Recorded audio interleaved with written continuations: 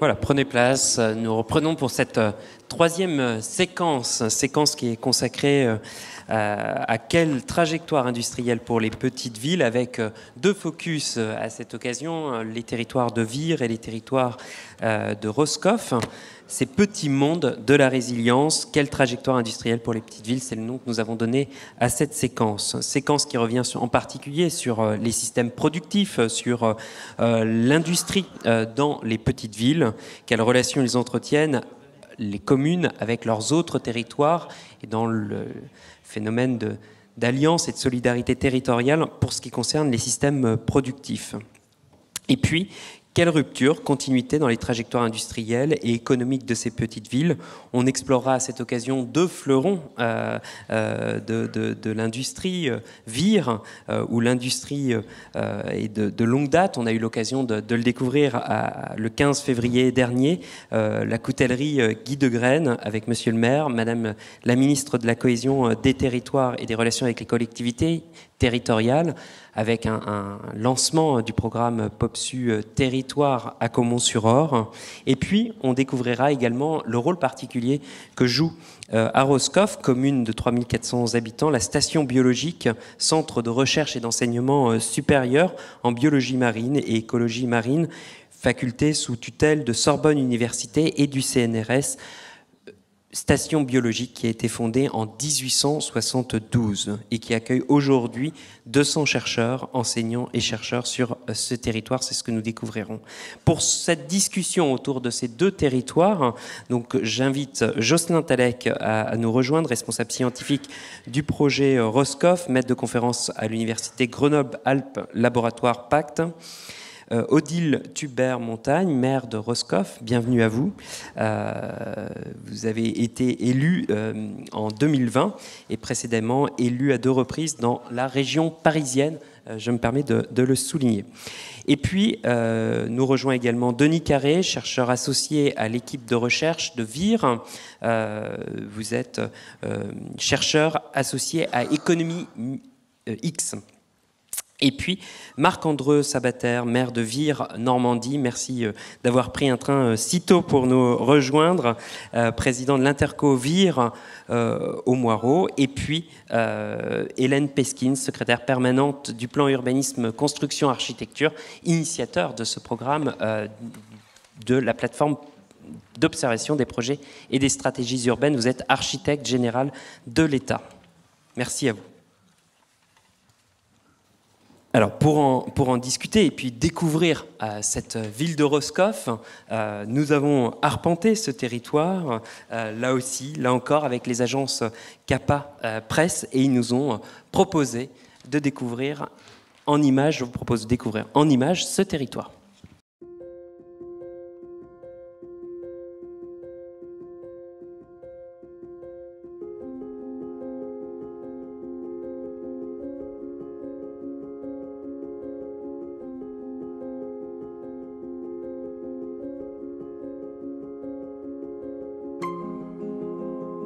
Roscoff est une petite ville de 3300 habitants, c'est une ville portuaire. Mais une des singularités de Roscoff, c'est qu'elle ne vit pas exclusivement de la question touristique. La particularité de Roscoff, c'est la présence, depuis près de 150 ans, d'une station dans un centre de recherche rattaché au CNRS et à Sorbonne Université, qui étudie le vivant à l'échelle du monde marin, donc dans la biologie marine et également l'écologie marine. Alors ici, c'est ce qu'on appelle l'aquarium de recherche ou aquarium historique. Donc vous voyez, il est vraiment resté dans son jus.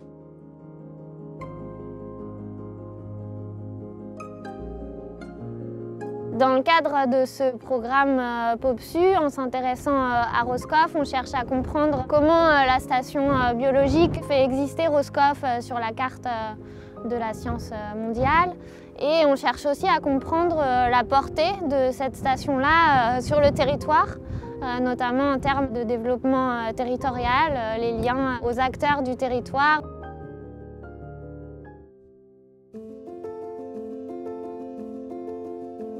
La station biologique a été fondée en 1872 par le professeur Lacasse-Duthier, qui venait de l'université La Sorbonne à l'époque.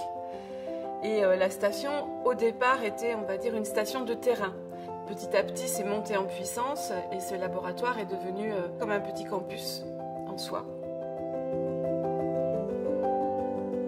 On a plusieurs missions, on est à peu près 300 sur le site, 250 personnels et puis une cinquantaine d'étudiants. La station biologique de Roscoff, en termes de recherche, est connue mondialement pour ses recherches sur les grandes algues et sur les microalgues. Les grandes algues étant ces algues qu'on voit sur la grève et les microalgues, celles qu'on voit au travers d'un microscope. On a cherché à cartographier l'évolution des publications de la station, donc jusqu'en 1975 et après. Donc on peut saisir la dynamique d'internationalisation de l'activité scientifique de la station. C'est intéressant de voir tout ça sur une image, parce qu'en fait j'aurais autant sur l'Amérique du Nord, le Chili bien entendu, et le Japon, c'est pas vraiment une surprise. L'Afrique c'en est une. Depuis 150 ans, il s'est passé beaucoup de choses à l'échelle de cette station. Et donc c'est à partir des années 80 qu'il y a une croissance relativement importante des effectifs de chercheurs à l'échelle de la station. Donc c'est vraiment l'engagement de personnes ici présentes qui a contribué à développer une science qui s'est de plus en plus mondialisée. Moi, je suis arrivé à la station biologique en 2000 en tant qu'étudiant. J'ai fait mon doctorat ici sur le plancton marin. Et ensuite, je suis parti en postdoctorat aux États-Unis, ensuite en Espagne, à Barcelone. Et je suis revenu donc, en tant que chercheur après avoir réussi un concours d'entrée au CNRS. Roscoff, pour moi, c'était et ça reste en fait un compromis idéal entre la qualité de la recherche qu'on peut y faire et la qualité de la vie qu'on peut y trouver. En fait, on a ce compromis entre un laboratoire qui est hyper dynamique, très international, voilà, très ouvert sur le monde finalement. Et en même temps, le week-end avec les enfants, on les passe à la plage. Dès qu'on sort du labo, on a l'impression d'être en vacances. Tu n'as pas peut-être les possibilités, les concerts, tous les bars à Paris, à Marseille, à Bordeaux, mais honnêtement, je préfère la vie ici. Ce n'est pas forcément la taille d'une ville ou autre qui explique la dynamique scientifique d'un territoire. Certaines personnes diraient qu'à partir de la concentration, ce qu'on appelle la masse critique tout simplement de chercheurs, on produirait une meilleure science. Or, nous, les résultats que nous pouvons observer, c'est que bien au contraire, la science faite dans une petite ville est tout aussi, reconnue, internationalisée, diversifiée, en comparaison de ce qui peut se faire ailleurs dans une grande ville ou une métropole. Les inconvénients, bien sûr, ce serait la mobilité. Bon, on est obligé, quand on travaille à Roscoff, de voyager, que ce soit pour aller à Paris, à des conférences, à des réunions. En fait, on a tous appris, par la force des choses, à faire des visioconférences, ce qui est bien d'une façon générale, mais qui est bien aussi pour le bilan carbone des chercheurs de la station.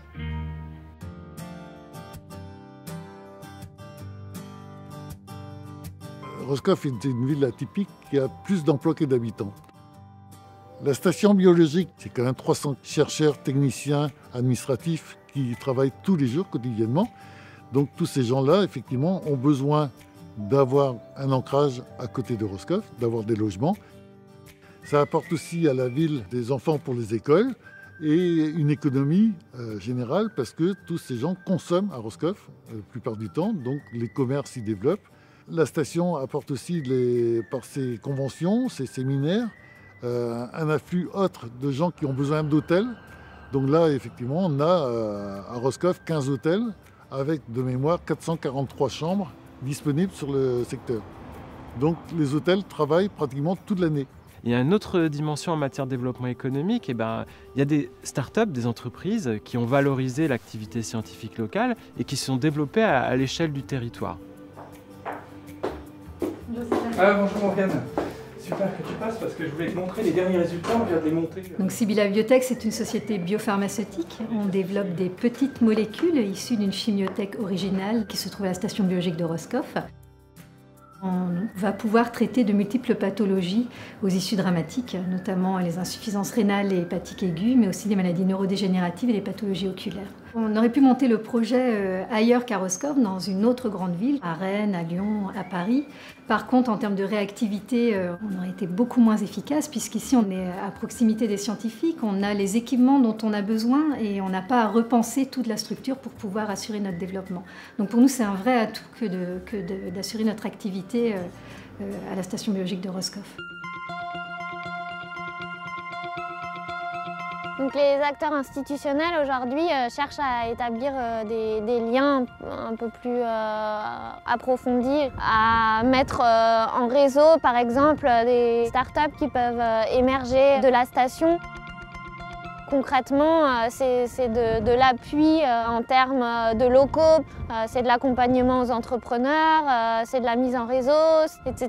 Et ça, c'est des actions qui sont portées aujourd'hui par le pays de Morlaix. La recherche POPSU est très importante pour accompagner les élus, parce que les élus ont souvent des projets dans leur territoire, ils ont des visions pour leur territoire, mais ils n'ont pas toujours l'ingénierie suffisante à leur disposition. Et on voit très bien l'interaction qui se crée entre les chercheurs et les élus qui ont un projet sur leur territoire.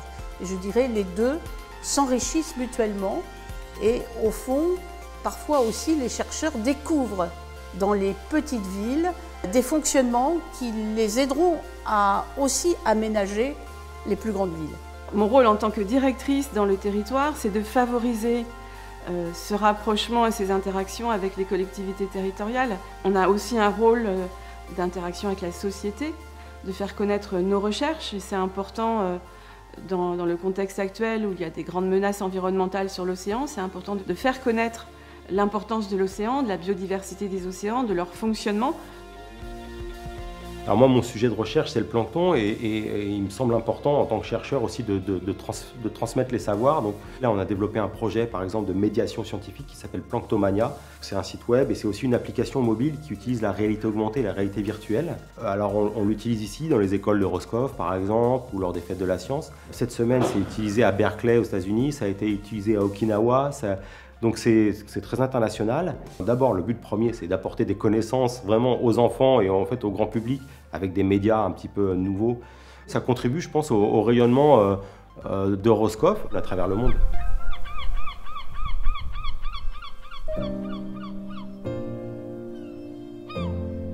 En conclusion, nous sommes dans un territoire où l'industrie agroalimentaire est très prégnante. Elle fait face à de nombreuses difficultés parce que ces anciennes logiques très productivistes sont remises en cause. Et donc les acteurs institutionnels locaux ont pris conscience qu'il y a peut-être un intérêt à ce que l'activité scientifique dans sa dimension applicative de la station puisse contribuer au développement économique local. Et cela aux anciennes filières, plus anciennes, mais également à l'émergence de nouvelles filières autour des biotechnologies marines.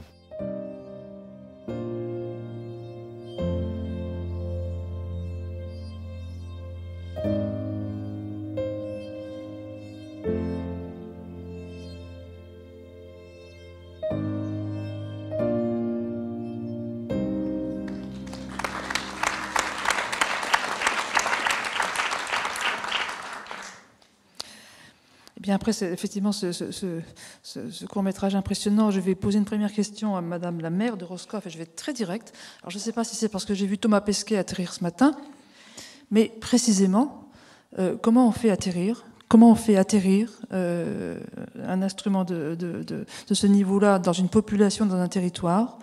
Et si je reprends comment faire en sorte qu'on ne reste pas dans l'entre-soi des pépites, des licornes et du centre technologique, et comment ça devient effectivement un projet non pas seulement qui amènerait de la prospérité, mais du développement.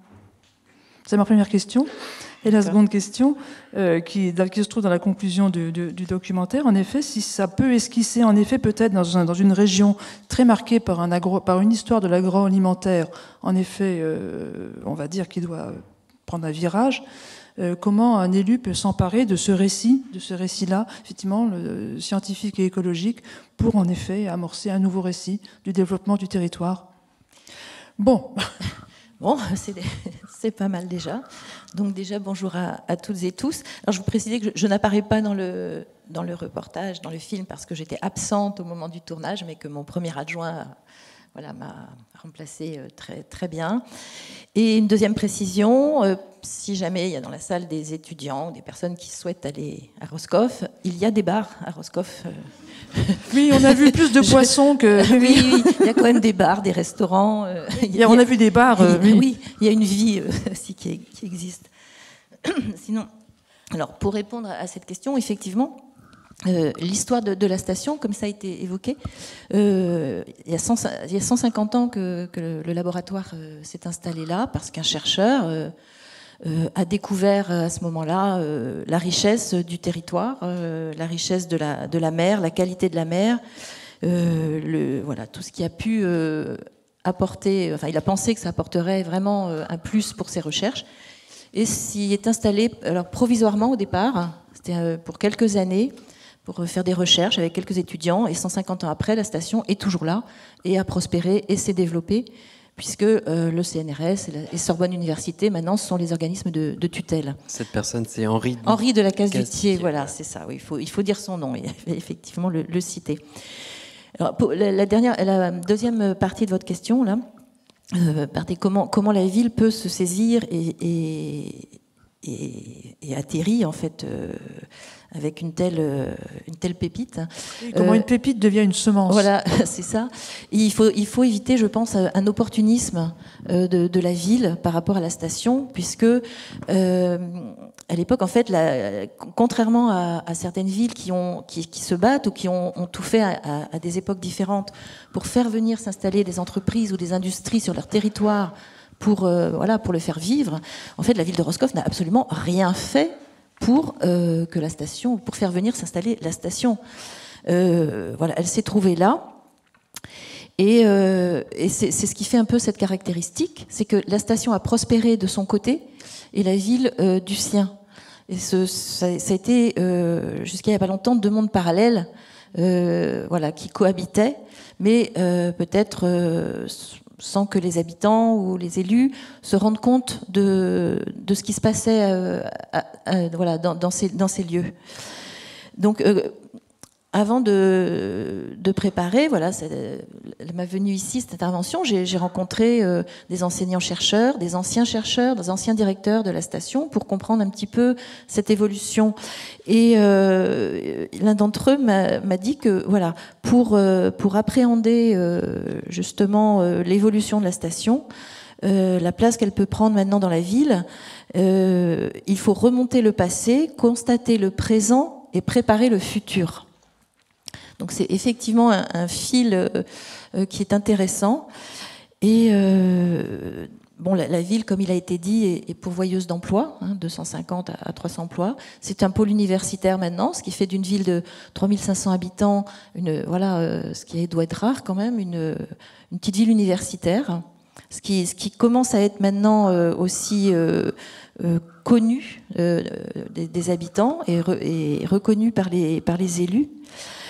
Mais la station, on voit l'ampleur de la station maintenant, elle a évolué petit à petit. Et au fil du temps, les relations entre les élus et les chercheurs étaient qualifiées de sympathiques mais distantes. Voilà, il n'y avait pas vraiment d'interaction. On savait que la station était là. Moi, en tant que toute petite, j'allais, il y avait un aquarium à l'époque qui était visé, qui a fermé dans les années 80, fin des années 80, qui était tout visité, qui était un lieu d'attractivité, qui a subi malheureusement la création d'Océanopolis à Brest, qui n'était pas du tout dans les mêmes dimensions, mais malheureusement maintenant les gens préfèrent. Donc cet aquarium a fermé, mais c'était, dirons-nous, la seule porte d'entrée des touristes et des habitants dans la station. Ce qui s'y passait, on ne le savait pas. Heureusement, à part, peu de gens se doutaient de l'évolution, des recherches, des succès, de la notoriété grandissante du site et de la venue de scientifiques du monde entier. C'est un peu, en fait, ce qu'il faut qu'on réalise maintenant, c'est l'importance de la renommée de cette station au niveau international pour une ville de la taille de Roscoff. Et jusqu'à présent, je pense que ça n'a pas été perçu à sa juste valeur. Et pour nous, pour la ville, pour justement que cette pépite soit une semence pour la population, la ville et son essor, il ne faut pas réduire l'intérêt à ce seul apport scientifique. Et comme ça a été dit dans le film, ça apporte beaucoup économiquement aussi, pour les commerces, les hôtels, les restaurants, et puis le nom de Roscoff, hein, qui vit aussi à travers ce monde scientifique. Roscoff, comme on l'a vu aussi, est une ville d'origine agricole, bien sûr, paysanne, une ville de pêcheurs, une ville de commerçants, et c'est pas du tout un monde scientifique. Et il faut qu'on travaille et qu'on articule ce monde scientifique qui nous est tombé, je dirais, tout cuit dans le bec, avec l'existence de ces traditions et des mondes agricoles, pêcheurs et commerçants. Voilà, donc il faut faire en sorte que trouver l'imbrication et le moyen de lier effectivement ces deux mondes. Je pense que pour que la ville puisse évoluer et prospérer, elle est quand même déjà assez prospère, puisqu'on a pas mal de grosses entreprises aussi. Donc la station biologique est une des entreprises de Roscoff. On a été le berceau du premier centre de thalassothérapie aussi, à la fin du 19e siècle. Il y a une grande fondation, la fondation Ildis aussi, qui a un très grand pôle de santé, de recherche sur la mucoviscidose. Des scientifiques d'ailleurs qui sont passés par la station biologique, des chercheurs qui ont créé leurs propres entreprises privées maintenant de recherche et qui rencontrent des succès. Donc c'est vrai qu'il faut qu'on accepte maintenant cet aspect scientifique de notre territoire, de notre ville. Alors justement, c'est un enjeu qui a été fortement examiné par l'équipe de recherche. Je me tourne vers Jocelyn Tallec. Finalement, en quoi Roscoff emboîte ou non le pas de la différenciation territoriale? Alors, qui était l'enjeu central finalement de votre recherche. Oui, c'est une très bonne question. Merci beaucoup. Bonjour à toutes et à tous. Je tiens à remercier l'ensemble de l'équipe organisatrice de cet événement et qui a suivi également au long cours du projet Hélène Millet, Aurore Meffroy, etc., de notre accompagnement presque au quotidien, pour ainsi dire. Et donc, je suis le seul représentant également d'une équipe de recherche.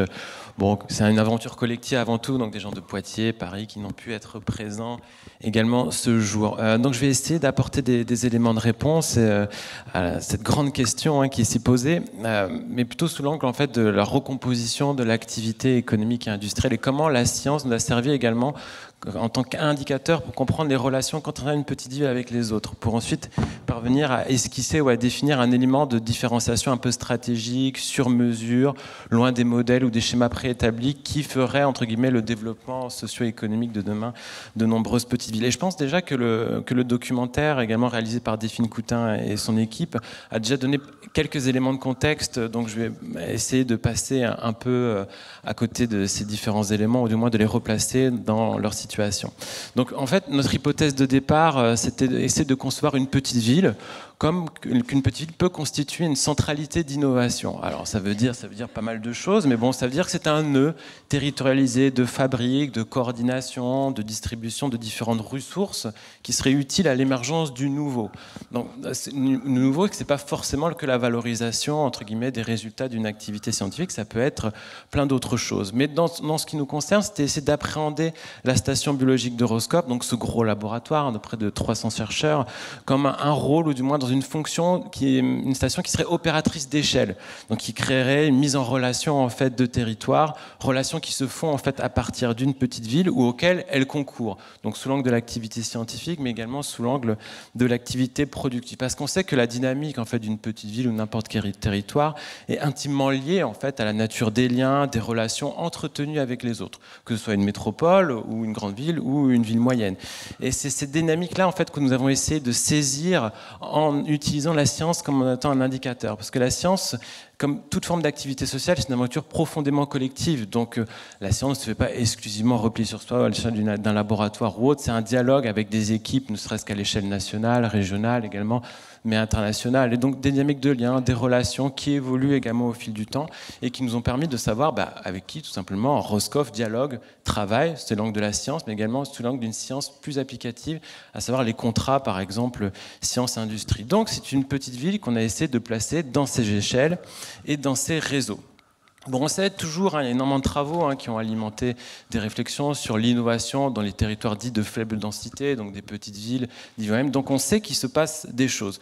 Mais c'est vrai qu'il y a eu un tournant qui a été exposé dans la conférence de ce matin. Également, à partir du début des années 2000, une concentration importante d'investissements publics à l'échelle des têtes de pont des systèmes urbains, les grandes villes, les métropoles, à travers par exemple la politique des pôles de compétitivité, qui seraient, entre guillemets, les seuls territoires à même, à titre d'exemple, de s'inscrire dans la compétition entre les territoires et dans la mondialisation. Donc, les grandes villes seraient garantes d'une certaine masse, une taille critique, etc., qui serait de bon ton d'atteindre pour avoir les effets un peu de débordement ou d'entraînement qui seraient suscités par l'innovation. Certains de ces aspects sont totalement justes, il n'y a pas forcément de débat à avoir là-dessus, mais également, la carte scientifique ne peut se réduire aux seules grandes villes et métropoles. Il existe une pluralité un peu de configurations territoriales et que nous avons essayé également de saisir à travers cette étude de cas de Roscoff. Donc la démarche était relativement simple, comme je dis, replacer une petite ville dans ses échelles et ses réseaux également, et essayer de voir quelle peut être la contribution de la science au développement économique territorial, à savoir une recherche ici appliquée qui se traduirait notamment dans le développement de filières autour des biotechnologies marines. Parce qu'il y a des entreprises en fait de création relativement récente, donc des start-up comme on dit, qui ont essaimé, et ce qui a émergé également dans la tête des acteurs scientifiques roscovides, c'est tout simplement de faire sortir de terre un parc d'activités, donc un parc technopolitain dénommé Blue Valley, qui permettrait d'assurer, en fait, pérenniser cette science entre guillemets applicative. Donc c'est une démarche en fait qui est originellement non pas portée par les acteurs institutionnels, mais par les scientifiques en tant que tels, qui se saisissent d'opportunités foncières, d'opportunités également liées au PIA, de projets européens également, de valoriser un peu leur activité scientifique, et cela en lien avec des enjeux de développement local. Donc ce projet est en fait initié par les acteurs de la station qui vont en fait par la suite rencontrer des élus pour leur porter ce fameux projet. Et en fait, ce sont les élus qui progressivement se sont appropriés ce dernier et l'ont traduit dans une logique un peu plus globale en fait de projet entre guillemets de territoire. Donc nous avons été face, comme Madame le maire a présenté, en fait des mondes qui cohabitaient, qui ne dialoguaient peu et qui ont appris progressivement à s'apprivoiser, en fait, tout simplement. Donc des relations entre le monde scientifique et le monde politique et économique par la suite que je vais essayer d'esquisser pour ensuite revenir sur l'élément de question lié à la question de la différenciation.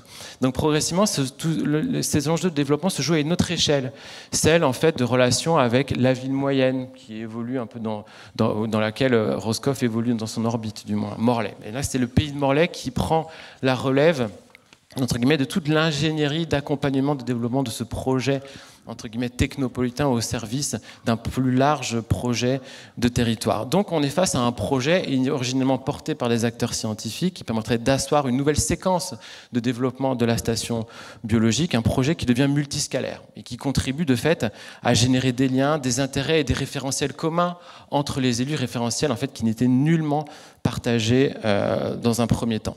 Donc c'est la reprise et la traduction d'un projet qui devient vecteur, si vous voulez, de différenciation.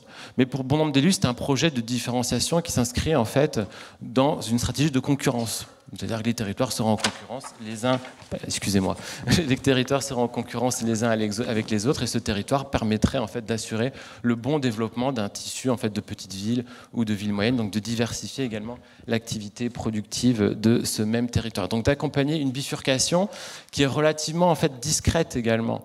Discrète mais réelle. Donc actuellement, c'est près de 5 entreprises, start-up, essaimées, dont 60 emplois essaimés de la station, qui contribuent en fait à faire émerger ces nouveaux secteurs d'activité qui traduisent en fait une capacité d'innovation pour ces territoires. Mais en fait, ces entreprises, elles tombent pas du ciel, elles sont pas vraiment des créations entre guillemets spontanées, ce sont souvent des entrepreneurs plutôt de circonstances, c'est-à-dire qu'ils choisissent de créer une entreprise en fait face à des objectifs de reconversion professionnelle, de nouvelles trajectoires à donner dans leur trajectoire également professionnelle, etc. Donc, ce sont également des aventures collectives et comme la petite histoire un peu de Morgan Rousselot et de CB Life nous donne pas forcément à voir, mais en fait, ces entreprises, elles collaborent avec plein d'autres entreprises, plein d'autres territoires. En l'occurrence, c'est dans ce contexte, c'est Rennes, Lyon, Paris, à titre d'exemple. Donc, ça crée en fait tout un tissu de réseaux et de relations que nous avons également essayé de saisir. Et donc, voilà, pour terminer très rapidement, si on devait esquisser en fait l'ensemble des relations entretenues entre la station l'association et le monde économique sur près de 20 ans. Donc on a essayé de pencher en fait sur ces histoires de collaboration également pour leur donner une épaisseur un peu qualitative mais également quantitative. L'essentiel des secteurs industriels avec lesquels la station collabore à dialoguer et dialogue toujours depuis 20 ans, c'est la biopharmaceutique, les biotechnologies végétales, l'agroalimentaire bien entendu et la chimie. On a près de 200 contrats en fait de collaboration. Et ce qu'on remarque, on pourrait dire les collaborations en fait elles se feraient essentiellement à l'échelle locale, en fait pas du tout. On a une montée en puissance en fait déjà de relations avec des acteurs régionaux certes, mais des grands noms un peu de l'industrie agroalimentaire ou des biopharmaceutiques. Donc, si les contrats en fait à l'échelle locale représentaient un tiers en fait au début des années 2000, maintenant c'est près de plus de la moitié en fait des contrats qui se déploient à l'échelle également locale voire régionale. Et ce qui est intéressant, c'est une internationalisation de plus en plus croissante et une diversification de ces contrats. Donc, près du tiers maintenant des contrats se font à l'échelle internationale, le Japon, les États-Unis ou autres. Et on a également, assez surprenant, mais un effritement en fait des relations avec des partenaires nationaux, notamment parisiens. C'est étrange, c'est-à-dire qu'en théorie, Paris devrait un peu constituer un nœud très important d'interaction, mais en fait pas du tout. Le poids de Paris diminue considérablement et ça rejoint une régularité en fait qu'on avait observée dans d'autres contextes territoriaux, l'effritement du poids de Paris dans la coordination un peu entre guillemets de l'innovation. Donc ça nous montre qu'une petite ville en fait est amenée à court-circuiter des fois certains territoires métropolitains autres et dialogue directement avec d'autres territoires. Donc elle développe progressivement cette petite ville par la station, en fait, dans ce contexte-là, des fonctions de centralité, donc au bénéfice d'innovations qui ne sont pas exclusivement locales et s'inscrivent en fait dans une diversité de chaînes de valeur, de chaînages productifs également qui sont pleinement mondialisés. Ça, c'est extrêmement intéressant et important également de saisir tout ça. Donc en fait, on était face à une stratégie peut-être de différenciation portée par les élus, mais qui se révèle profondément peut-être illusoire en fait, notamment essentiellement pensée sous l'angle de la concurrence entre les territoires ou la gestion en fait de stock.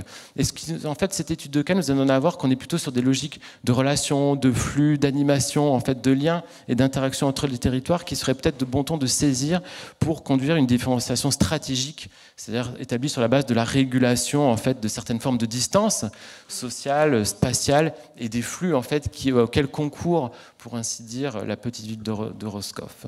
Donc ce sont ces éléments-là. Donc pour revenir un peu sur les éléments conclusifs peut-être de la conférence, on a peut-être une ingénierie, pour ainsi dire, de médiation qui serait de bon ton de porter pour essayer de comprendre la place qu'une petite ville occupe dans ses échelles et ses réseaux. Voilà, j'étais un peu long peut-être, m'en excuse. Merci. Bon, après la belle histoire de Roscoff, on va passer à une autre belle histoire d'ailleurs, mais extrêmement différente de nature, qui est celle de l'histoire de Vire, parce que je crois que Vire se porte pas si mal, n'est-ce pas? Mais la différence est grande parce que ce serait facile de dire qu'on passe du 21e au 19e, mais Vire, c'est une histoire d'industrie, c'est des industries anciennes, agroalimentaire, le métal, de graines. Et ça, c'est une histoire qui aurait pu tourner mal parce que c'est pas si fréquent qu'on retombe sur un territoire, qu'on découvre un territoire, Vire et son environnement, qui a maintenu. C'est-à-dire qui a tenu. D'ailleurs, le programme, enfin le travail de recherche qui a été mené sur Vire m'a rappelé, chers amis de PopSU Territoire, le travail qui avait été mené à Vitré. L'intervention de Pierre Ménury, insistant beaucoup sur le fait que la continuité, l'action territoriale, la solidarité des élus avait tenu toute sa part dans un développement industriel qui n'est jamais uniquement livré à lui-même. Donc c'est la question que je poserai d'abord au maire. Voilà. Comment on passe du 19e au 21e ? Alors je vous épargne les plaisanteries sur Vire, on connaît tous l'agroalimentaire de Vire. Maintenant c'est Vire-Normandie, la commune de Vire, c'est une commune nouvelle. C'est aussi un marqueur fort, les élus aussi ont su se prendre en main pour faire évoluer le territoire, mais la question c'est pas les élus, c'est les acteurs économiques. Alors l'histoire, moi je m'appuie vraiment sur l'histoire. C'est très important. Oui. Ville a une tradition industrielle qui remonte au début du 19e, c'est les moulins à papier le long de la Vire, énormément de moulins à papier. On dit même que Shakespeare a écrit sur du papier fabriqué à Vire. Donc ensuite, comment, à partir de là, on crée un destin commun avec le monde économique. Je pense que ça, c'est très important. Et je crois que là, malheureusement, je dirais, le fondement, c'est un drame, c'est le jour du débarquement, le 6 juin 1944, c'est une ville qui est pratiquement totalement détruite par les bombardements américains, avec 500 victimes. Hein, donc quelque chose d'extrêmement traumatisant. Et derrière, qu'est-ce qu'on fait? On baisse les bras, on reconstruit cette ville, on essaie de répondre aux besoins énormes d'une population évidemment très traumatisée. Et voilà, et là se crée, je pense, un destin commun entre l'histoire de la collectivité et l'histoire économique de ce territoire, qui va essayer de répondre dans ces circonstances particulières aux besoins énormes qui est nécessité par l'après-bombardement de Vire. Voilà, donc là, il y a un entrepreneuriat fort qui émerge, une dynamique entrepreneuriale, et je pense que c'est aussi, à mon avis, une caractéristique de ce territoire. Un second cycle. Tout à fait. Une dynamique entrepreneuriale assez forte, avec des gens qui créent leur activité, des gens ancrés sur le territoire, qui développent leur activité. Et une des caractéristiques, on n'est pas les seuls bien sûr, mais c'est assez marquant chez nous, c'est des histoires familiales, c'est des transmissions familiales, deuxième, troisième génération d'entreprises créées dans les années 50, 60, avec des centres de décision qui sont toujours sur le territoire. Et ça, c'est quelque chose aussi, évidemment, qui explique dans la durée le maintien du tissu économique, parce qu'on a des acteurs économiques qui ont entrepris, créé leur activité, développé leur activité, transmis souvent à leurs enfants leur entreprise, et qui eux-mêmes réinvestissent sur le territoire, notamment sur la question de l'habitat et du logement. On a beaucoup d'acteurs économiques qui réinvestissent sur le territoire ce que le territoire leur a apporté. Enfin voilà, il y aurait beaucoup d'autres choses à dire, mais je pense que cette dimension, elle est forte. Hein, cette histoire, elle est forte. Et après, il y a le rôle de la collectivité, mais plus largement des pouvoirs publics, parce qu'on dit souvent c'est la collectivité qui fait, mais la collectivité, elle fait avec d'autres, elle fait avec l'État, elle fait avec une interco aujourd'hui, elle fait avec un département, une région, une puissance publique qui est là pour soutenir un territoire. Et là, c'est bien le rôle des acteurs publics, c'est avec des entrepreneurs qui sont là, qui veulent développer leur activité, quel contexte, quel environnement on crée pour faciliter ces développements. Bon, c'est tout à fait banal, hein, ce que je dis, ça a déjà été dit précédemment par mes collègues maires, mais on va travailler sur tous les enjeux fondamentaux d'attractivité, d'attractivité du territoire et d'attractivité pour des salariés, des familles qui ont besoin de venir travailler dans les entreprises, avec un taux de chômage aujourd'hui qui est très faible, hein, qui est le 3e de Normandie par le bas, aux alentours de 6%, donc presque le plein emploi. Eh bien, il faut attirer des familles, il faut attirer des salariés, il faut les garder sur le territoire. Donc il faut des logements adaptés, il faut des infrastructures, il faut des services publics, il faut de la culture, du sport, des équipements de loisirs. Il faut un cadre de vie aussi. Et la responsabilité aujourd'hui de la puissance publique, c'est de préserver ce cadre de vie, de le mettre en évidence, de le faire connaître, de le lier à la ville. Il y a aussi un élément fort qui aujourd'hui... qui revient souvent dans des discussions qu'on peut avoir avec des gens qui veulent s'installer sur le territoire ou qui viennent s'installer, c'est la sécurité, par exemple. Hein. C'est un élément d'attractivité aussi, un peu nouveau, mais qui est une vraie préoccupation aujourd'hui de nos concitoyens. Voilà, j'ai peut-être pas répondu complètement à la question, mais voilà, je voulais dire que il y a l'entrepreneuriat, il y a l'histoire, et puis à un moment donné, il y a un destin commun qui se crée avec une collectivité, et encore une fois, tous ceux qui aide la collectivité. Je dis souvent, parce qu'on dit le maire fait, mais le maire il fait avec d'autres, hein, bien sûr. Et voilà, c'est ça qui fait qu'à un moment donné, il y a, je crois qu'on ne va pas utiliser le mot d'écosystème, mais il y a un environnement, un système qui se met en place sur un territoire qui, a priori, n'est pas dans l'emprise de métropole, n'est pas sur les flux de circulation démographique habituels, les bords de mer, etc. Nous, on n'est pas à Roscoff. On est à 60 km de la mer, 60 km des plages et débarquements, 80 de Rennes, 60 km de Caen. Donc, je ne vais pas dire un peu au milieu de nulle part, mais voilà, il y a cette histoire, il y a ce contexte dans la durée. Il y a quelque chose qui se construit vraiment dans la durée, avec des perspectives, et voilà, qui fait qu'on a cette résilience, ce maintien. Voilà, il y a un modèle qui se construit sur un partenariat entre le public et le privé, très étroit, que vous avez su mettre en place, que vous révélez en particulier dans le 1, dans une interview, dans le numéro qui est présenté ce jour et que vous pouvez retrouver pour prolonger les débats et l'échange qui était proposé avec vous et la rédaction du 1 et en particulier Photorino. Je me tourne vers l'équipe de chercheurs, Denis Carré. Finalement, quel est le modèle que constitue VIR? Sur quoi repose finalement ce modèle? Quels en sont ses fondamentaux qui allient à la fois différentes industries, ça a été rappelé, et secteurs, alimentation, métallurgie, transport, mécanique? Très belle question pour un économiste industriel. Si on savait pourquoi... Si on savait avant. Si on savait avant, ou si on savait même pourquoi l'industrie perdure sur longue période sur tel territoire et pourquoi elle disparaît. Parce qu'on se situe dans un contexte dans lequel, depuis plusieurs décennies, l'emploi industriel en France décroît fortement. Et il y a quelques, je dirais, territoires, grands, petits, moyens, intermédiaires, dans lesquels l'industrie, ça ne veut pas dire que c'est un long fleuve tranquille, ça ne veut pas dire qu'il n'y ait pas des ruptures, des disparitions, des rebonds, des créations, mais il y a un emploi industriel relativement important. Un chiffre, c'est environ 3 000 emplois industriels pour une ville de 19 000 habitants, donc une base industrielle supérieure à 20%, et quand on additionne les activités, je dirais, de la base compétitive, les transports, etc., on arrive à environ 45% de cet emploi, ce qui est très très important dans le contexte français. Alors, des activités qui apparaissent pour partie liées les unes aux autres. Pourquoi les transports dans un endroit situé finalement loin de tout? Au départ, c'est un peu ça, et c'est un des services les plus, un des secteurs les plus dominants sur ce territoire, c'est la logistique, les transports. Bien sûr, des activités autour des industries alimentaires, à l'évidence, liées à cette localisation, et puis une tradition de travail des métaux dont Guy Degraine étant un exemple fameux.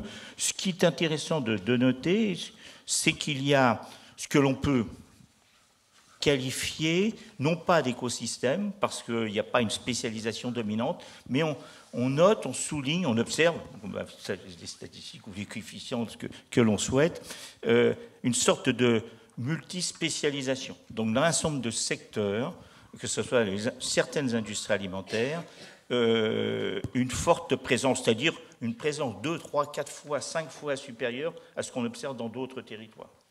Donc multispécialisation dans certaines industries alimentaires, mais dans la mécanique, dans les transports, dans le travail du métal, etc. Ce qui nous fait donc non pas qualifier d'écosystème au sens d'une sorte d'activité qui serait essentiellement dominante, mais une large partie des emplois qui sont dans quelques activités dominantes.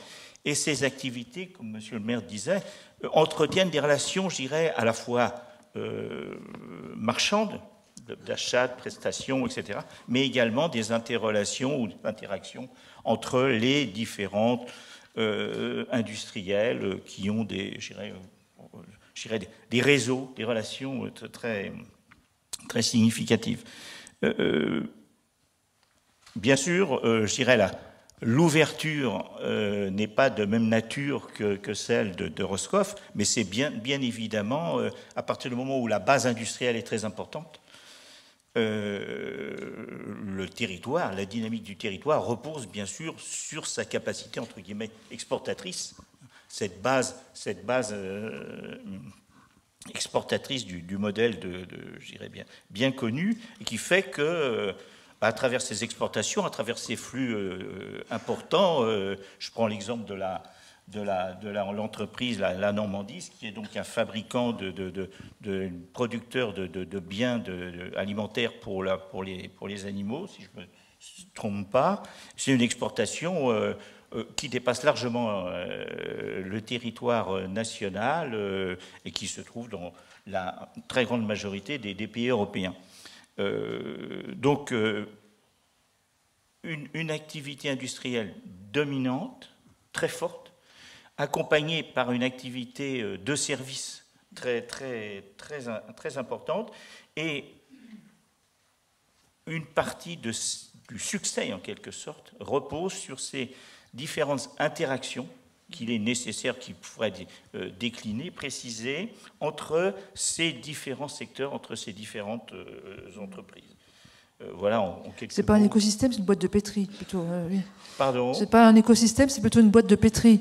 Mais je dirais que c'est des systèmes qui fonctionnent en s'appuyant les uns sur les autres et qui permettent effectivement cette dynamique, cette pérennité du tissu. Mais j'ai une question quand même sur ce point, parce que donc le taux de chômage est quasiment effectivement à l'étiage, donc ça veut dire que des gens formés. Tout à l'heure, Monsieur le maire, vous disiez que Vire, c'est loin, Vire, Normandie, c'est un peu loin de tout, c'est pas tout près non plus de l'université de Caen. Alors justement, ça, je crois que c'est un des aspects que je voulais évoquer aussi, c'est clairement, un des éléments forts à mon avis, c'est on a des intérêts communs avec les acteurs industriels. Nous, collectivités, et eux, acteurs industriels. La question de l'emploi et de la formation. Nous, on a tout intérêt à garder des jeunes ou en faire venir. Et les entreprises ont besoin de qualifications, de jeunes qui sont formés, qualifiés. Donc, on a tout un appareil de formation qui s'est développé. On a 500 étudiants, effectivement, dans différentes spécialités. On a un département d'IUT. On a eu une création récente d'un BTS maintenance des systèmes connectés qui répondait clairement à des besoins exprimés par les entreprises auprès du président de région. On a créé un centre d'apprentissage. Enfin, voilà. Donc la question de la formation, c'est ça.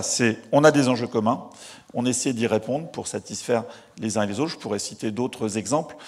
Par exemple, sur le volet développement durable, nous, on est Citergy, on est labellisé Citergy, qui est un label national, enfin même européen, pour les collectivités.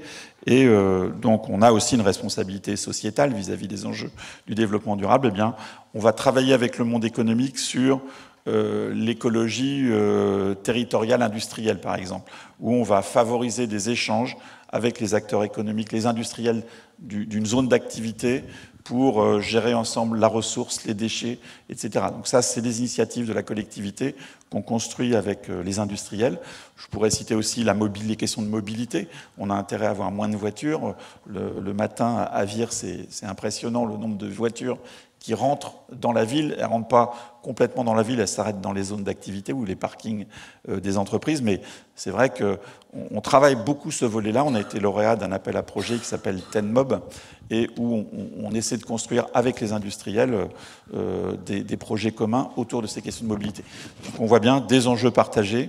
Et on essaie de mobiliser, on l'a fait dans le territoire d'industrie, par exemple, puisqu'on est territoire d'industrie, on a construit le projet avec les industriels, ce qui n'a pas été toujours le cas sur tous les territoires. Nous, on l'a construit avec les industriels.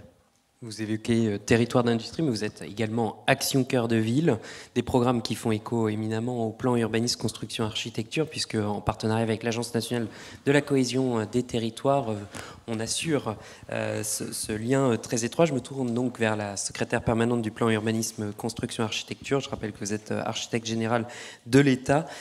La question des territoires productifs, c'est une longue tradition au PUCA à travers différents programmes, celui de la plateforme POPSU, mais également celui de villes productives. Est-ce que vous pouvez éventuellement nous en dire un peu plus et puis surtout quel écho ces deux territoires que nous avons rencontrés, celui de Vire, Normandie et Roscoff, font écho aux travaux du PUCA? Alors bonjour à tous, bonjour Madame le maire, Monsieur le maire, et merci de cette possibilité d'intervenir. Effectivement, on travaille au PUCA sur cette notion de ville productive et ramener à nos débats de ce matin et à la table ronde, j'avais envie de l'appeler plutôt ville active. En fait, on s'intéresse particulièrement aux emplois productifs et aux lieux de la production manufacturière artisanale dans la ville, un sujet qui nous a semblé était un peu dans l'ombre notamment des politiques liées à l'habitat, en fait, puisque l'action publique et les pouvoirs publics locaux comme de l'État portent plutôt sur la qualité de l'habitat et des politiques de logement. Et on avait fait le constat qu'il y avait peu de travaux d'observation des politiques liées à l'accueil d'activités et au lieu de ces activités. Et c'est vrai que ce travail sur les villes productives, on l'a d'abord tourné autour des grandes villes et des métropoles, pour revenir au débat du début de matinée, sur finalement la qualification localisation, la caractérisation des activités de production dans les grandes villes, un peu pour les sortir de ce modèle finalement en partie fantasmé de villes qui sont entièrement dédiées aux classes créatives, à l'innovation, à la recherche, et qui finalement auraient perdu une partie de leur classe populaire ou de leurs emplois populaires liés à d'autres fonctions qui sont plus directement de l'industrie la plupart du temps, mais souvent des services associés à l'industrie, de la logistique, et puis tout un monde qui n'est pas un petit monde. On parle des petits mondes de la résilience, mais tout un monde qui souvent s'inscrit dans la périphérie des villes, et pas seulement des grandes d'ailleurs, mais aussi des petites, physiquement, je veux dire, spatialement, et qui est un monde qui est finalement aujourd'hui le monde créateur d'activités, de dynamiques, de transformation de l'emploi. Et donc, petite ville productive ou petite ville active, j'ai envie de revenir sur ce qui a été présenté depuis ce matin, aussi parce que ça révèle, et je crois que Simon Tessou disait tout à l'heure, c'est une belle surprise, c'est une belle révélation, et c'est ce programme PopSU Territoire, il révèle beaucoup les territoires petits, qui sont souvent dans l'ombre des plus grands, et on disait tout à l'heure, Hélène Régnier disait, on arrose là où il pleut, effectivement, il faut aller regarder où sont les activités de ces petites villes pour mieux les identifier et mieux les comprendre. Elles sont actives de leur transition, ça a été dit beaucoup, y compris au sens de créer de l'emploi lié à la transformation des ressources, de l'emploi lié aux nouvelles mobilités, par exemple, création de stations de plateformes d'hydrogène, de recycleries, d'ateliers vélo. Elles sont donc actives de politiques dynamiques de transformation des modes de vie et d'accompagnement de la transformation de ces modes de vie. Elles sont beaucoup, ces petites villes, actives de leur patrimoine. Ça a été dit aussi ce matin. Vous parlez de patrimoine industriel, d'une histoire et d'une mémoire longue. Je pense que finalement, ce qui est caractéristique aussi de ce temps des transitions, ça peut paraître un peu paradoxal. On se projette vers le monde de demain, mais en fait, c'est souvent un exercice de réancrage plutôt que seulement de projection. Ça a été dit beaucoup. On se tourne vers le passé, on se rappelle d'où on vient, où passe la rivière, quelle est l'histoire finalement économique, sociale, architecturale d'un territoire. Et c'est un peu ça qui réancre une sorte de développement local qui serait plus durable, ou en tout cas plus attaché à ce qu'est le territoire. Et cette mémoire industrielle, cette mémoire d'activité des sites qui ont de tout temps, et c'est souvent le cas des petites et moyennes villes, notamment aux abords des rivières, de tout temps eu une activité forte dans les métiers productifs, artisanaux et industriels, c'est très, très largement un des leviers de leur transformation, en tout cas de leur transition, si on veut utiliser ce terme. Et puis le patrimoine, c'est aussi un patrimoine architectural d'ailleurs. Alors je connais moins le cas de Vire, j'avais malheureusement pas pu me déplacer au moment de la visite ministérielle en début d'année, mais souvent dans ces petites villes, et j'ai en tête une petite ville qui fait l'objet du concours Europan, concours ouvert aux jeunes architectes et urbanistes, qui s'appelle Auneuil dans le Nord, sont aussi le lieu de mémoire vivante architecturale de ce qu'était cette industrie, et à travers des bâtiments, tout simplement, qui restent très fortement ancrés dans l'histoire des territoires. Et là, il s'agissait à Auneuil d'une fabrique de tuiles qui elle-même a été issue de cette histoire de l'utilisation de la terre locale, et donc avec une mémoire ouvrière et industrielle autour de l'utilisation d'une ressource locale qui était celle de la terre. Et on comprend en vous écoutant que ce qu'on appelle là des pépites, qui sont considérées un peu presque comme des ovnis dans le territoire autour duquel on pourrait tisser un projet de développement, en fait, sont les fruits d'un développement long dans le temps. On voit bien avec la station de Roscoff qui a 150 ans en fait, et qui, malgré tout, même si c'est peut-être pas forcément lisible dans les politiques publiques, a existé dans les interactions. Les habitants eux-mêmes sont en partie des employés de la station. L'activité hôtelière, vous l'avez dit, peut-être quand même une sociologie particulière, on l'a peu évoqué, mais des habitants de cette ville de Roscoff qui en partie sont liés à ce monde scientifique et économique qui tourne autour de la station biologique. Et j'imagine à Vire aussi un peu le même contexte où on a cette singularité des petites villes inscrites dans leur histoire longue qui fait que du point de vue de l'activité productive, sans parler forcément de différenciation, il y a un chemin particulier dans lequel s'inscrivent évidemment les politiques un peu plus prospectives qu'on peut tenter de mettre en place aujourd'hui. Deuxième point peut-être d'attention, c'est la manière dont cette histoire longue, quand on la pense, quand on l'observe, et c'est aussi à ça que peuvent servir les plateformes PopSu, hein, c'est de prendre un peu ce recul sur qui on est et comment on se situe dans le monde. Ça permet de développer des stratégies adaptées. Et alors c'est toute la question de la différenciation que vous posiez tout à l'heure. On est en train de faire voter une loi sur la différenciation territoriale. Je crois qu'on en parlera avec la députée Sandra Marceau, on en parlait en aparté. Comment est-ce qu'on arrive à faire de la différenciation territoriale à partir d'une loi nationale? On se pose vraiment en permanence la question de savoir comment valoriser ce qui est de l'ordre de l'expérimentation locale, et ça a été dit aussi beaucoup ce matin, par une reconnaissance au niveau national, et comment on joue c'est à la fois une réponse à l'appel à l'État qui avait été évoqué tout à l'heure par Hélène Régnier, et en même temps une mauvaise réponse d'une certaine manière, parce qu'elle fige tout d'un coup la manière dont il faudrait intervenir. Et donc je trouve que à la fois ces lieux d'échange et puis les questions qui sont soulevées dans cette journée donnent une illustration assez concrète de ce que sont ces effets de différenciation, ce que sont ces stratégies singulières de différenciation, pourquoi Ville-et-Semeux s'intéresse aux mobilités, pourquoi Vire se positionne différemment des autres, comme Vitré quand même un peu, effectivement, sur cette question de l'accueil de l'emploi industriel. Essayons de construire un peu, c'est pas seulement un récit, c'est de décrypter ce qui fait qu'on en arrive à ce point. Voilà. Parce que le récit, on parle souvent beaucoup de récits dans les sciences humaines, c'est très à la mode depuis quelques années, mais ça paraît superficiel. En fait, c'est plus que superficiel, que ça ancre des réalités économiques, sociales et des réalisations qui sont celles accompagnées la plupart du temps ou souhaitées par les élus et les pouvoirs publics. Et puis peut-être dernier point relatif à cette question de la ville active productive. On a parlé ces dernières années de ville accueillante au sujet de l'accueil des migrants. Et en fait, je trouve que ce que vous racontez de vos expériences territoriales, c'est aussi une expérience de ville accueillante du point de vue de ces questions de développement économique. Et très certainement, on y travaille justement dans le programme sur la ville productive, c'est lié à...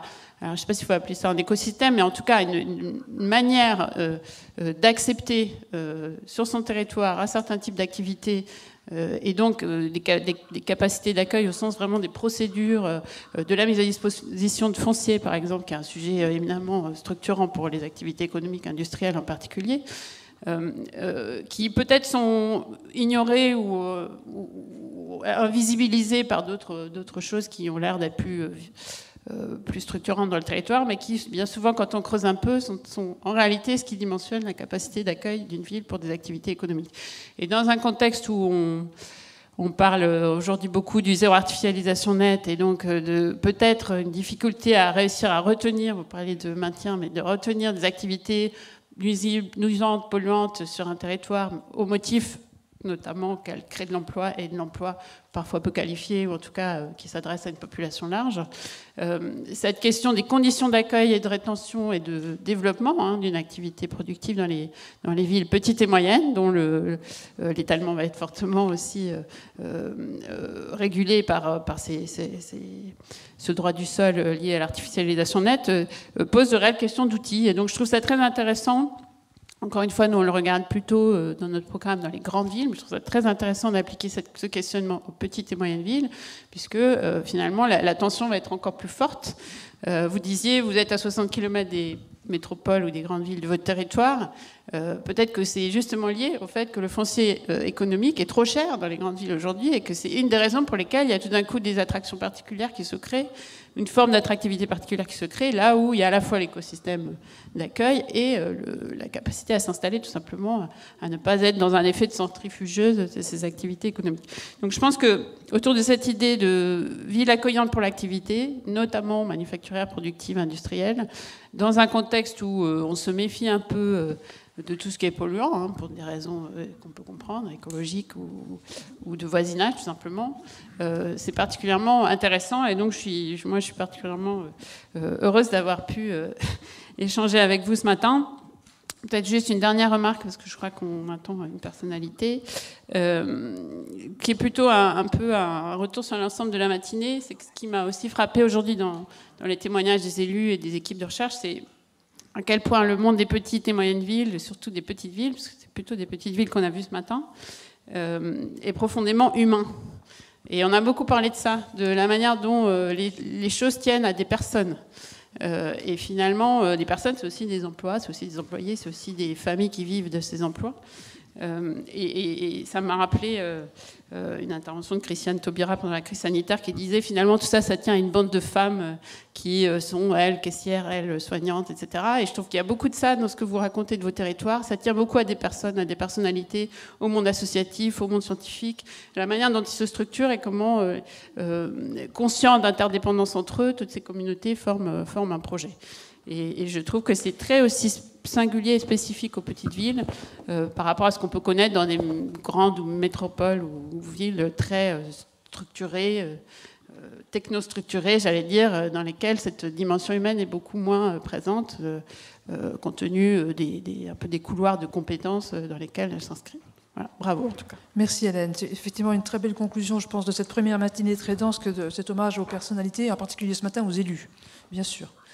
Alors, avant de vous proposer de partager avec nous un déjeuner dans le foyer de l'auditorium, nous avons confié la synthèse de la matinée à Kathleen Doll, membre de l'Agence nationale de psychanalyse urbaine. Certaines collectivités connaissent déjà cette agence du 3e type. Donc je vous donne la parole, Kathleen, pour cette synthèse en action. Et nous nous retrouverons après pour un déjeuner dans les foyers de l'auditorium.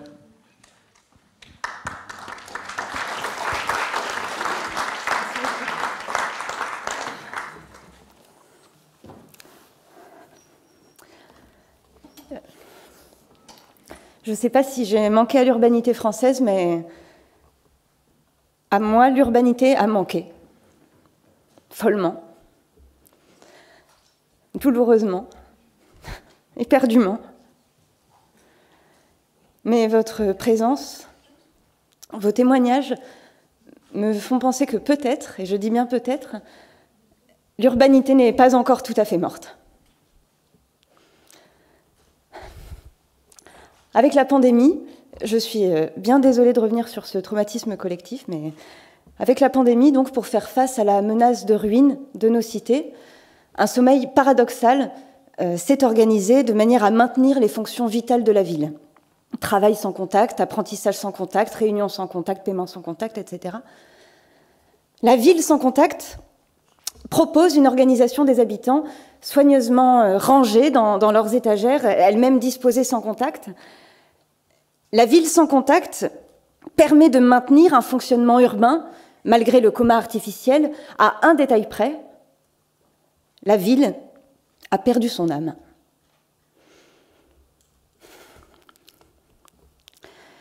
Bon, je ne vous apprends rien, mais je vais tout de même vous le dire. La raison d'être d'une ville se fonde sur l'échange. La ville est née pour permettre des échanges de biens, de savoirs, de sciences, etc. Et tous ces savoirs mélangés dans le shaker, pour emprunter ce mot à nos amis anglo-saxons, vous savez, cet objet pour faire des cocktails. Donc on mélange tous ces savoirs dans ce shaker et on obtient un bouillon de culture, et c'est ce bouillon de culture qui est témoin d'une civilisation. L'urbanité peut et doit redevenir l'affaire de tous. L'ancien du village qui sort sa chaise devant sa maison sur le trottoir est créateur d'urbanité. Mais bientôt, s'asseoir sur un banc public sera transgressif. Vous rendez-vous compte que l'expression « descendre dans la rue » est aujourd'hui synonyme uniquement de manifester? Pourquoi ne pourrait-on pas descendre dans la rue sans rien faire d'autre que d'aller dans la rue? Je veux une urbanité décomplexée et accessible à tous. Ce qui tue l'urbanisme aujourd'hui, c'est le principe de précaution. On n'a plus le droit à l'accident. Or, en urbanisme, je ne pense pas vous l'apprendre, c'est l'accident qui fait la perspective. Comment vivre sans perspective? Il faut arrêter de croire que l'urbanisme fait l'urbanité. Le lien social ne se crée pas de toutes pièces, mais se cultive au quotidien. J'ai posé ça là. Je vous sens frémir d'angoisse sur vos sièges devant l'ampleur de cette tâche qui s'annonce. Donc je vais me corriger puisque je ne suis pas du tout là pour vous angoisser, bien au contraire, mais je suis là pour vous rassurer. Rassurez-vous, car l'Agence nationale de psychanalyse urbaine, que je représente aujourd'hui, l'ANPU, est là. Nous sommes là pour allonger les villes sur le divan et les accompagner sur le chemin d'une urbanité retrouvée. Nous sommes là, l'ANPU est là pour vous aider à prendre confiance en votre urbanité. Ne vous laissez pas impressionner par le buzz permanent que les métropoles organisent autour d'elles. Rappelons-nous qu'une métropole n'était rien d'autre à ses débuts qu'un bourg, comme vous. Petite ville, ville moyenne, vous aussi vous avez droit à la lumière, parce que c'est en suivant la vôtre de lumière que l'ensemble des territoires sauront trouver le chemin et relever les défis imposés par le monde contemporain, voire par le monde de demain. Je vais profiter que nous sommes réunis pour adresser un petit message aux métropoles, si elles nous écoutent, depuis là-haut, sur leur piédestal.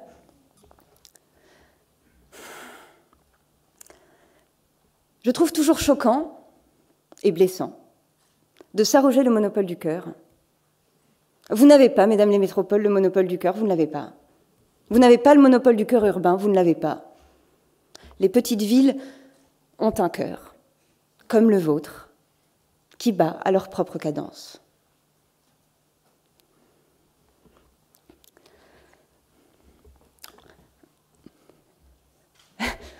Je vais poursuivre. Tout le monde... Oui. Alors, on entend parfois des discours dénonçant des territoires oubliés, orphelins de la République. Territoires orphelins de la République, pupilles de la nation. On se demande de quoi parle-t-on exactement? De qui parle-t-on?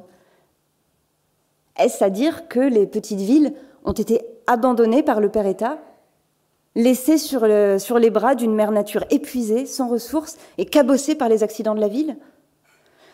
Nous, à la NPU, nous comprenons, puisque c'est notre mission, que de sonder les villes, d'explorer les couches les plus profondes de l'inconscient territorial pour détecter des névroses, d'éventuelles pathologies, traumatismes, etc. Donc nous comprenons très bien ce sentiment de frustration qui peut survenir quand, à la Saint-Urbain, au cours du vernissage d'une nouvelle loi de décentralisation quelconque, ou tout simplement à Noël, eh bien, on encaisse le chèque cadeau du Père État.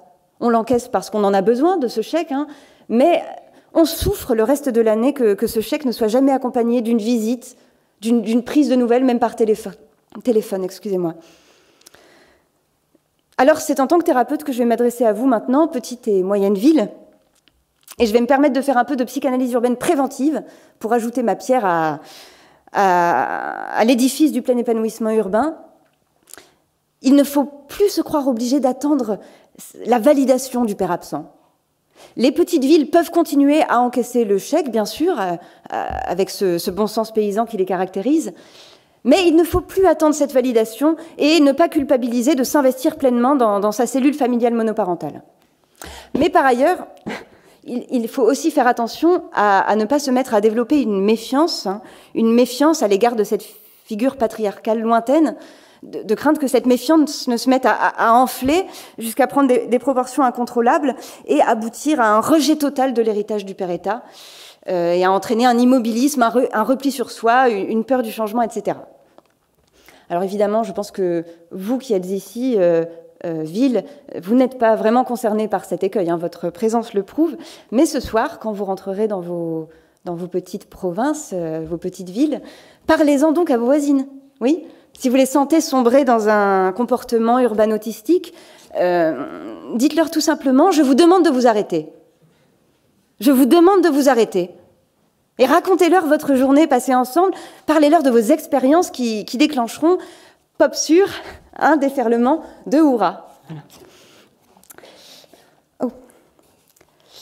Chère ville, petite et moyenne, je vous entends déjà me demander « c'est bien beau, votre idée de l'urbanité, mais cela dépend beaucoup de nos habitants, de nos usagers. » Et je vous répondrai dans un premier temps que je ne me reconnais pas dans le terme d'usager, ni d'usagère d'ailleurs, car ce terme renvoie à la notion d'utilisation, de consommation de l'espace public.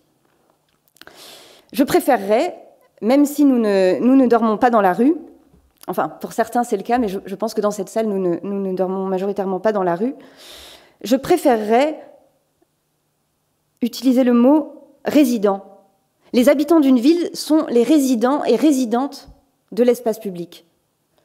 Donc, si vous me demandez quelle résidente de la place publique souhaiteriez-vous être pour nous habiter, je vous répondrai, moi, résidente de la place publique, je ne prétendrai pas habiter partout à la place de tout le monde. Moi, résidente de la place publique, je ne serai pas la chef toute-puissante du comité de quartier. Moi, résidente de la place publique, je ne traiterai pas mon premier canicide de collaborateur. Moi, résidente de la place publique, je ne participerai pas à des collectes de places pour mon propre parking. Moi, résidente de la place publique, je n'aurai pas la prétention de nommer les réseaux sociaux comme nouvelle version de la place publique. Je laisserai ça à des instances indépendantes.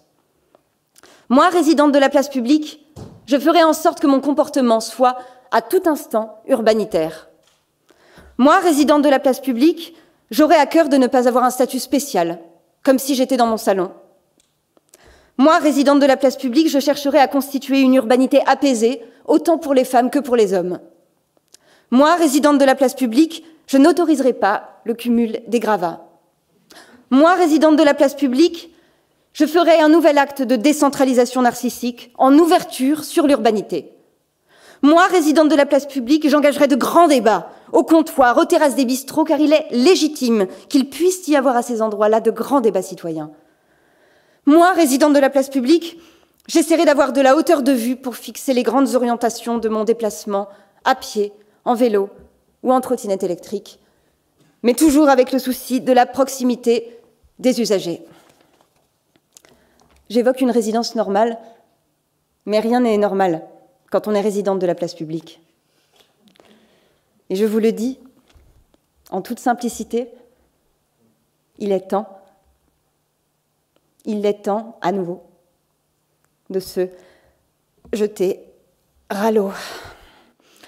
En lançant dès demain un grand plan d'aménagement des territoires. Mesdames et messieurs, je suis ravie de vous annoncer que l'ANPU, que je représente aujourd'hui, l'ANPU est sur le point de lancer un grand programme, une mission de santé territoriale, une MST géante à l'échelle de la nation.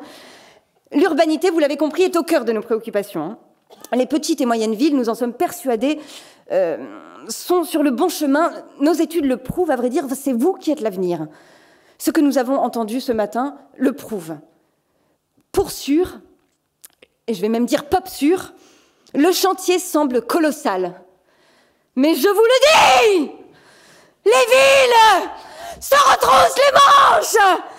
Et c'est pour cette raison que l'ANPU... Excusez-moi. Et c'est pour cette raison que l'ANPU a décidé, pour honorer des entreprises comme les vôtres, en quête d'urbanité sur le chemin du plein épanouissement territorial, de créer un label, un nouveau label, le label Bouge, dont nous fêtons le lancement aujourd'hui. Le label Bouge pour mettre en lumière les villes qui bougent, voilà. Et les villes qui osent bouger pour sortir, pour casser cette stigmatisation incessante des bourgs et petites villes qui n'auraient soi-disant de cesse de se complaire dans l'immobilisme et le laisser-aller. Ville française, bourg français, je vous ai compris.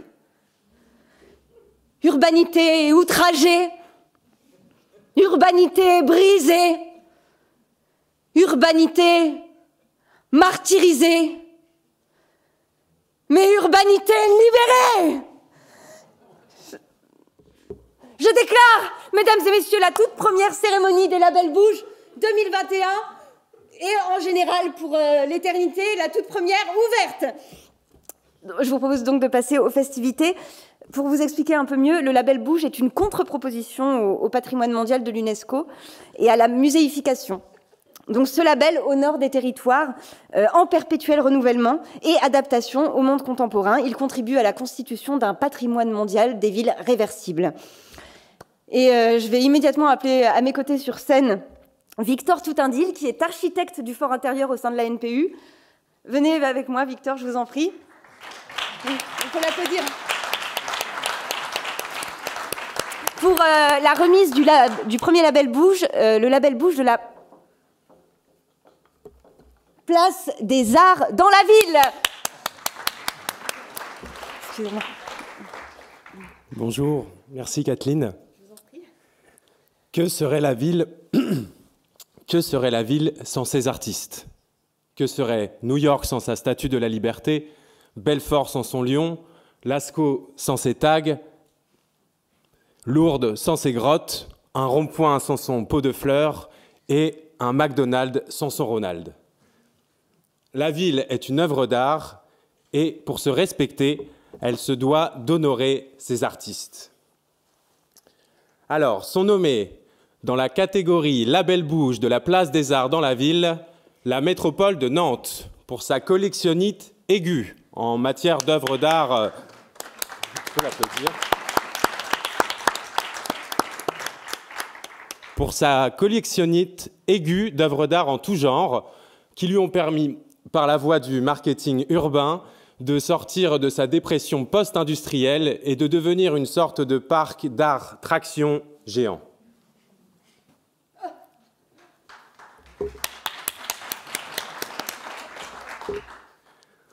Paris, pour son courage dans la mise en valeur d'œuvres d'art contemporains audacieuses, à l'image de la dernière sculpture en date, en hommage à notre Johnny Hallyday national.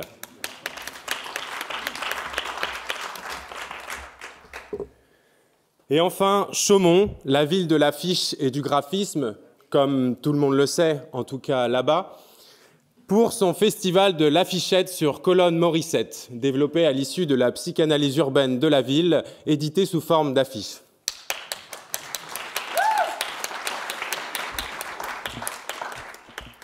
Alors, pour que vous compreniez bien ce projet dont on témoigne, sachez que, comme à son habitude, l'agence a réalisé une enquête de terrain et a rencontré des experts en tout genre, puis a édité les résultats de la psychanalyse urbaine sous forme d'affiches réalisées par le bureau d'intervention graphique, le BIG.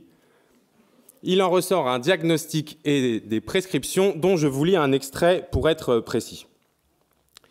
Il ressort que la ville, entre deux phases de narcolepsie, est en prise avec des bouffées délirantes liées aux pulsions créatrices du ça, trop comprimées par un surmoi castrateur. Lorsque les pulsions se libèrent, elles sont surdimensionnées, hors d'échelle. Mais heureusement, la ville a décidé de se bouger et d'engager un acte thérapeutique, encourageant une diffusion plus rhizomique, moins autocentrée et donc moins centralisée de ces pulsions créatrices, en développant le festival de l'affichette sur colonne Morissette, en référence aux fameuses colonnes Maurice fabriquées en région chaumontaise. Alors, le label Bouge 2021 de la Place des Arts dans la ville est attribué à Chaumont.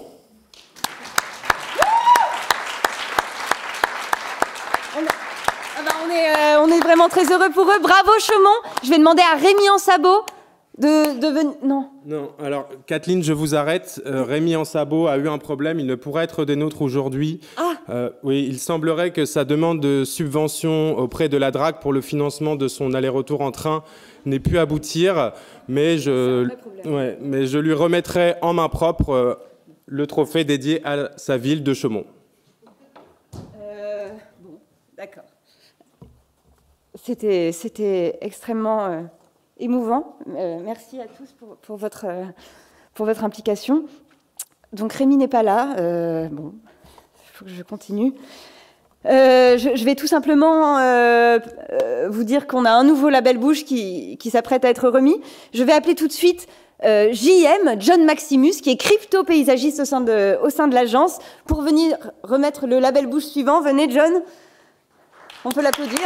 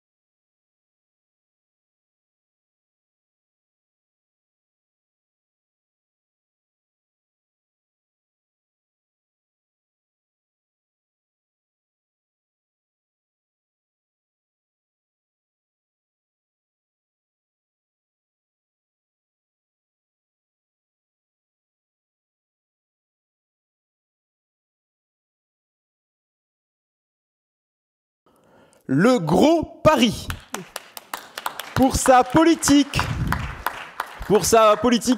séculaire d'annexion successive du voisinage. Le Grand Pas Marseille, pour sa résistance à faire ensemble, alors qu'on n'en a pas du tout envie.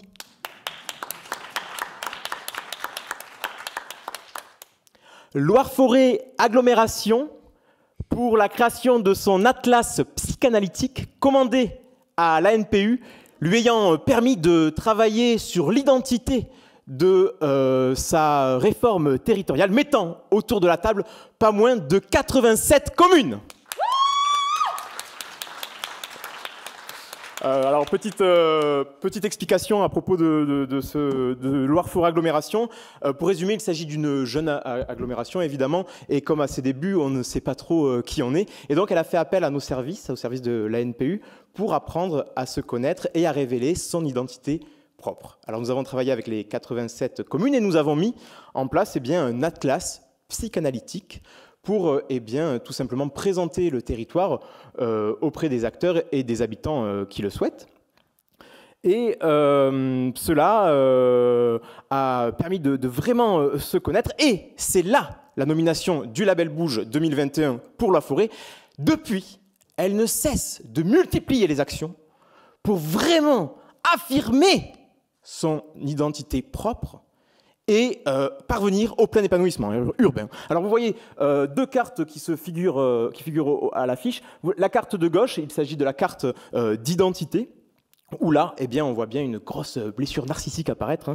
Le département de la Loire est effectivement sans cesse mélangé avec le fleuve de la Loire et le Val de Loire, brillant par ses châteaux. Et sur la droite, vous avez la carte au trésor qui résulte d'un témoignage assez poignant que nous avons pu mettre en évidence lors de l'enquête, qui dit ceci, je vous cite. Ce qu'il y a de remarquable chez nous, c'est qu'il n'y a rien de remarquable.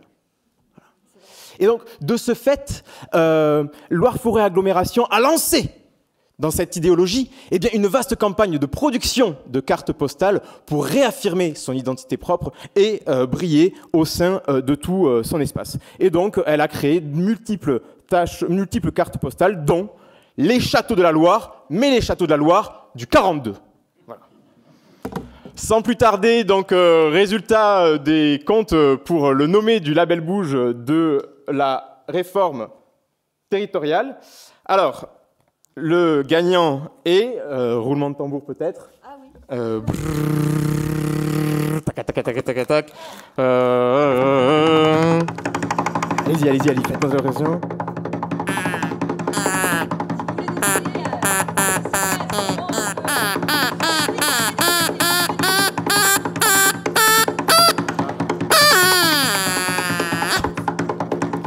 J'adore ce moment. Le gagnant est Loire-Forêt Agglomération pour son atlas psychanalytique.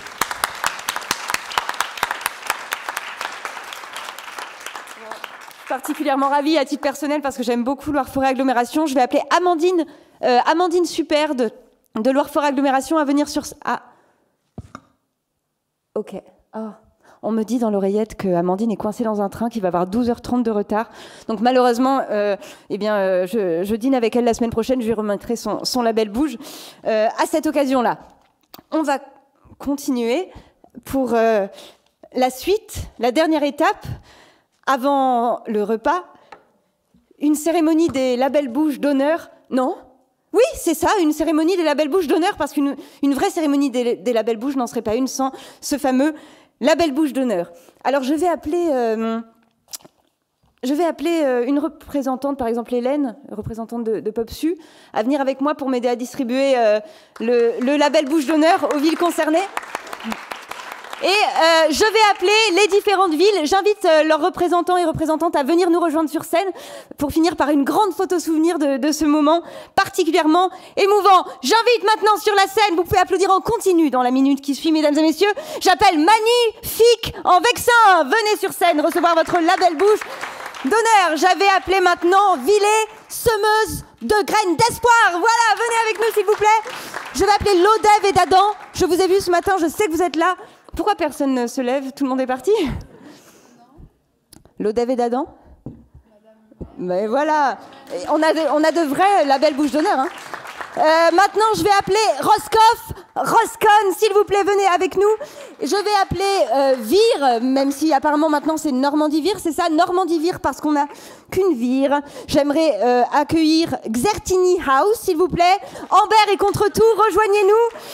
Le Porsche d'attache, montez sur la scène. Vol on the sky, vous avez votre label bouche d'honneur, venez, rejoignez-nous. Château Thierry, eh bien, Chapeau Thierry, vous avez le label bouche d'honneur, montez sur scène. Comment sur or, et c'est pas du toc, venez là. Osez Nausée, un label bouche pour vous. Arvieux et en pleine forme, vous avez le label bouche d'honneur. Foi en l'avenir, venez tous. Longue est née en Anjou, car longue vie en Anjou. Digne les bains, digne tout court. Et pour finir, tournus général de label bouche, venez, s'il vous plaît.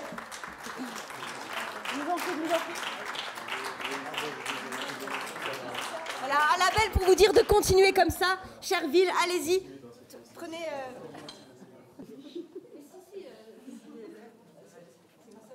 Voilà. Ah oui,